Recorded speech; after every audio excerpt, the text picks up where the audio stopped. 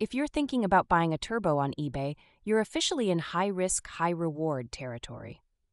It's like finding a designer bag for half price. Sometimes it's legit, but sometimes it's held together with duct tape and hope.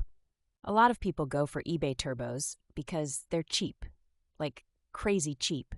You might see a turbo listed for $200 when a brand new one costs upwards of $1,200. But here's the catch. There's usually a reason for that price gap. The first pain point is quality control, or realistically, the lack of it. Many eBay turbos are knockoffs or clones of well-known brands. They might look the same superficially, but one bad weld or sketchy material can ruin your engine. One big risk? Turbo failure. Let's say you slap a $200 turbo on your car and it goes bad in 2 months. If the seals break or the shaft fails, now you're not just replacing the turbo, you could be rebuilding your entire engine.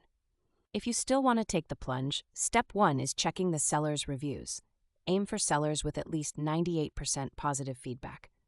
Also, read the bad reviews. These are gold mines for spotting patterns in product complaints. Step 2. Look for specs that match your car's needs. Too small? Won't give you enough boost. Too large?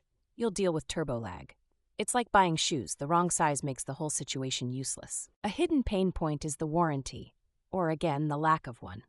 Many budget turbos come with a vague warranty that's little more than a suggestion. Pro tip: if the warranty is less than 6 months, you're basically buying a gamble. Okay, pro tip: even if you score an eBay turbo, don't just slap it on and go. Take it to a machinist or turbo specialist. Have them check clearances, balance, and seals. This step alone could save your engine's life.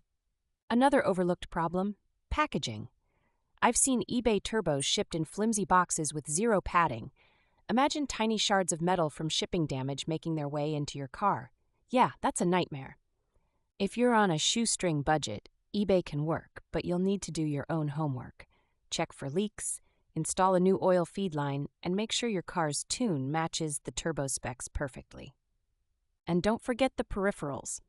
A lot of people just focus on the turbo, but upgrading means you might also need a new intercooler, blow-off valve, or exhaust manifold. That $200 deal can become a $1,000 project fast. At the end of the day, you get what you pay for. Is saving $1,000 worth risking your engine blowing up on the freeway? It's your call. Just promise me you'll do your research before clicking buy now.